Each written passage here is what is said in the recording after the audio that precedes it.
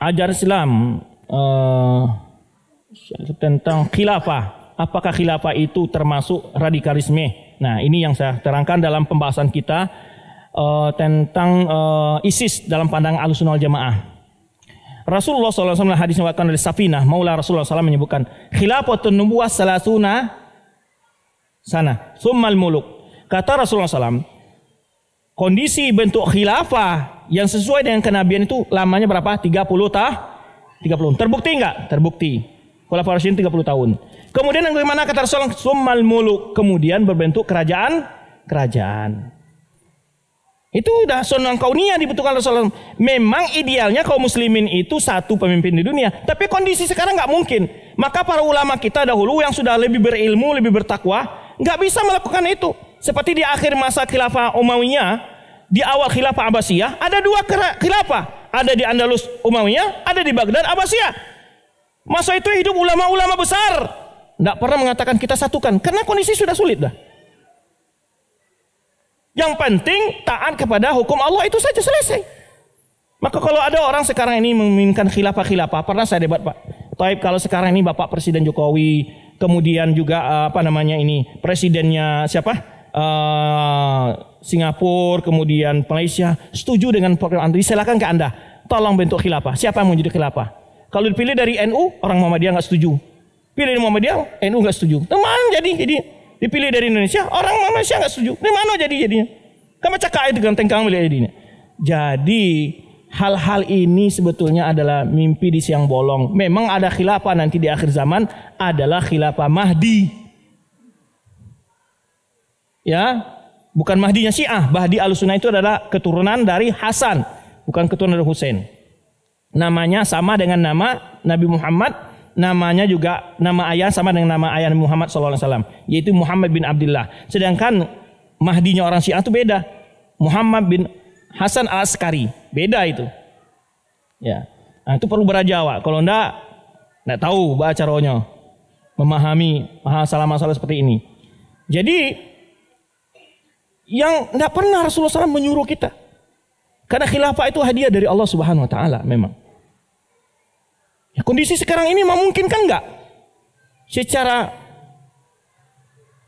makanya kadang-kadang agak ekstrim juga menjawab baca mo. Orang yang mengatakan kita harus bentuk khilafah atau menjalankan syariat, suruhnya memerintah satu RT saja. Terapkan syariat Islam secara murni di RT kamu. Mungkinkan enggak? Beransur-ansur, semua itu beransur-ansur. Ya kan? Cuman kalau ada aliran-aliran khilafah, apakah dikatakan radikal Ustaz? Bisa iyo, bisa enggak? Bisa iyo, bisa enggak? Nah itu. Jadi kalau pernah teman berdiskusi dengan mereka, orang-orang pikiran begini, bagaimana kalau kamu sudah khilafah nanti? Kemudian ada orang tidak mau mengikuti membaiat khalifah kamu. Ya, terpaksa harus main senjata katanya. Nah, berarti radikal ini. Kan begitu. Dan ini pahamnya orang ISIS kan. Nah, kalau ada orang nanti, subhatnya orang Khawarij juga, orang-orang teroris ini, orang radikal ini mengatakan, man mata walaysa alaihi bai'ah, fa mata maitatan jahiliyah. Orang yang mati tidak membaiat imam, mati dalam keadaan jahiliyah. Lalu ditanya ke apa? Apa imamnya yang baiat? Jawabnya. Ma imam bapak yang baiat? Oh, enggak ada orang. Baiat imam den. Hadis itu bukan imam inyo maksudnya. Yang dimaksud oleh hadis itu pimpin tertinggi di negara kita. Tapi bukan berarti harus setiap rakyat datang membaiat pemimpin itu. Kalau sudah baiat oleh tokoh-tokoh tertinggi di negara, selesai baiat itu. Begitu juga di masa Rasulullah SAW. Bukan setiap kaum muslimin datang membaiat. Waktu membaiat Abu Bakar, Umar, Utsman, bukan setiap kaum muslimin dari Mesir, dari Baghdad, dari Syam, enggak. Perwakilan yang ada di Madinah sudah cukup. Paham?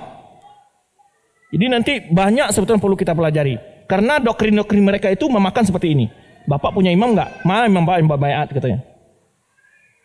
Jadi kalau kita enggak belajar, kena. Oh ya, dan belum punya imam dan baiat, mati jahiliyah dan diajaknya baiat imamnya. Padahal hadis itu maksud bukan imam kelompoknya, tapi imam tertinggi di kaum muslimin. Sebenarnya kenapa demokrasi dibolehkan padahal bukan dari Islam?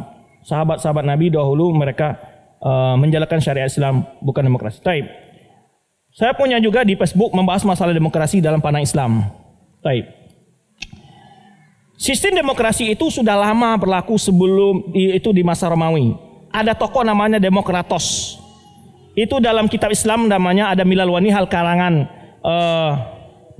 Syarstani itu menjelaskan asal fikra demokrasi. Demokrasi itu mengatakan hukum mutlak itu berada di tangan rakyat. Begitu kan? Jadi fikra ini memang bertentangan dengan Islam. Tapi tadi kita katakan, jika sistem negara kita memakai ini, apakah pemerintahan kita ini sah atau tidak? Sah. Kenapa? Karena dalam Islam itu ada sistem yang disebut dengan sistem mughalabah dalam untuk mencapai kekuasaan itu.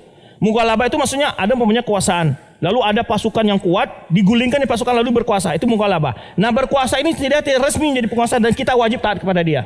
Nah, demokrasi ini memakai sistem mughalabah dengan bentuk suara.